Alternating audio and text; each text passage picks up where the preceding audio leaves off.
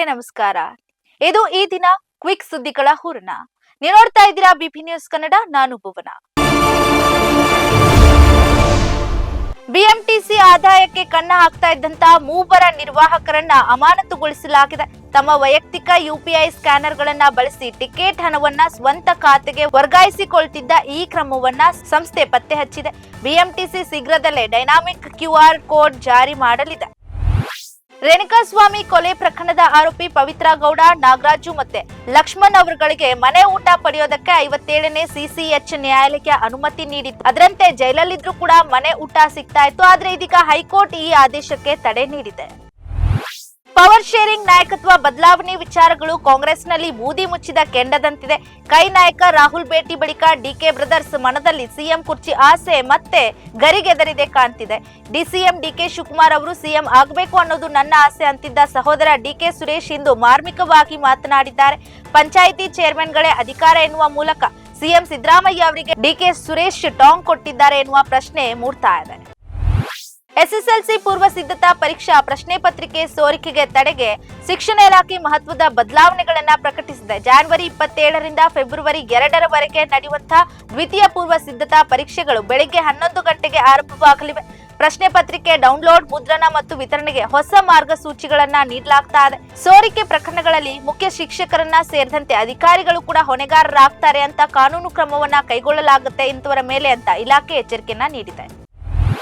ಮಂಡ್ಯದ ಅಲಗೂರು ಗ್ರಾಮದಲ್ಲಿ ನಡೆದಂತಹ ಮನೆಗಳ್ಳತನ ಪ್ರಕರಣ ಸಂಬಂಧ ಬೆಂಗಳೂರಲ್ಲಿ ಕುಖ್ಯಾತ ಮನೆಗಳ್ಳನೋರ್ವನನ್ನ ಪೊಲೀಸರು ಬಂಧಿಸಿದ್ದಾರೆ. 40ಕ್ಕೂ ಹೆಚ್ಚು ಪ್ರಕರಣಗಳನ್ನ ಹೊಂದಿರುವಂತಹ ಈತನ ಸಹಚರ ಮತ್ತೋರ್ವ ಆರೋಪಿಗಳಿಗಾಗಿ ತೀವ್ರ ಹುಡುಕಾಟವನ್ನ ಮುಂದುವರೆಸಿದ್ದು, ಆರೋಪಿಗಳು ಕದ್ದ ಚಿನ್ನವನ್ನ ಅಡವಿಟ್ಟಿದ್ದು ವಿಚಾರಣೆಯಲ್ಲಿ ಬಯಲಾಗಿದೆ.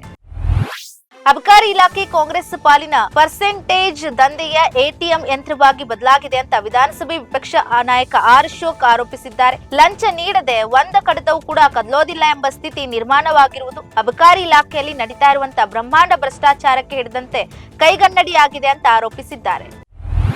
ಪ್ರವಾಸೋದ್ಯಮ ಇಲಾಖೆ ಮತ್ತು ಲಕ್ಕುಂಡಿ ಅಭಿವೃದ್ಧಿ ಪ್ರಾಧಿಕಾರ ಐತಿಹಾಸಿಕ ಲಕ್ಕುಂಡಿ ಗ್ರಾಮವನ್ನ ಶೀಘ್ರದಲ್ಲೇ ಯುನೆಸ್ಕೋ ಪರಂಪರೆಯ ತಾಣದಡಿಯಲ್ಲಿ ಸೇರಿಸುವಂತಹ ಕೆಲಸ ಮಾಡ್ತೇವೆ.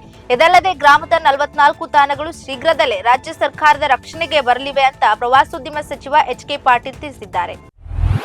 ಬಿಜೆಪಿ ರಾಷ್ಟ್ರೀಯ ಅಧ್ಯಕ್ಷರಾಗಿ ಆಯ್ಕೆಯಾದ ನಿತಿನ್ ನಬೀನ್ ಪ್ರಧಾನಿ ನರೇಂದ್ರ ಮೋದಿ ಅವರು ಅಭಿನಂದಿಸಿದ್ದಾರೆ ಮತ್ತು ಪಕ್ಷಕ್ಕೆ ಸಂಬಂಧಿಸಿದ ವಿಷಯಗಳಲ್ಲಿ ಯುವ ನಾಯಕ ತಮ್ಮ ಬಾಸ್ ಆಗಿರ್ತಾರೆ ಅಂತ ಘೋಷಿಸಿದ್ದಾರೆ. ಪಕ್ಷದ ಪ್ರಧಾನ ಕಚೇರಿಯಲ್ಲಿ ನಡೆದಂತಹ ಸಭೆಯನ್ನು ಉದ್ದೇಶಿಸಿ ಮಾತನಾಡಿದ ಮೋದಿ, 45 ವರ್ಷದ ನಬೀನ್ ಭಾರತದಲ್ಲಿ ದೊಡ್ಡ ಬದಲಾವಣೆಗೆ ಸಾಕ್ಷಿಯಾದ ಪೀಳಿಗೆಗೆ ಸೇರಿದಂತ ಮಿಲೇನಿಯಲ್ ವ್ಯಕ್ತಿ ಎಂದು ಬಣ್ಣಿಸಿದ್ದಾರೆ.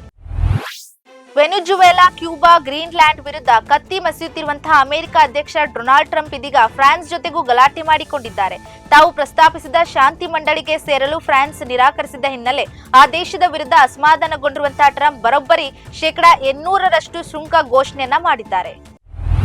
ಶಾಮನೂರು ಶಿವಶಂಕರಪ್ಪ ನಿಧನದಿಂದ ತೆರವಾದ ಅಖಿಲ ಭಾರತ ವೀರಶೈವ ಲಿಂಗಾಯತ್ ಮಹಾಸಭಾದ ಅಧ್ಯಕ್ಷ ಸ್ಥಾನಕ್ಕೆ ಹೊಸಬರನ್ನ ಆಯ್ಕೆ ಮಾಡಲಾಗಿದೆ. ಅಖಿಲ ಭಾರತ ವೀರಶೈವ ರಾಷ್ಟ್ರೀಯ ಘಟಕದ ಪ್ರಧಾನ ಕಾರ್ಯದರ್ಶಿಯಾಗಿದ್ದಂತ ಸಚಿವ ಈಶ್ವರ್ ಖಂಡ್ರೆ ಅವರೇ ನೂತನ ಅಧ್ಯಕ್ಷರಾಗಿ ಆಯ್ಕೆ ಹಾಕಿದ್ದಾರೆ. ಇದಾಗಿತ್ತು ಈ ದಿನದ ಪ್ರಮುಖ ಸುದ್ದಿಗಳ ಹೂರಣ. ಸಮಗ್ರ ಸುದ್ದಿಗಳಿಗಾಗಿ ಸದಾ ಗಮನಿಸಿ ಬಿಬಿ ನ್ಯೂಸ್ ಕನ್ನಡ. ಇದು ಕನ್ನಡಿಗರ ಪ್ರತಿಧ್ವನಿ.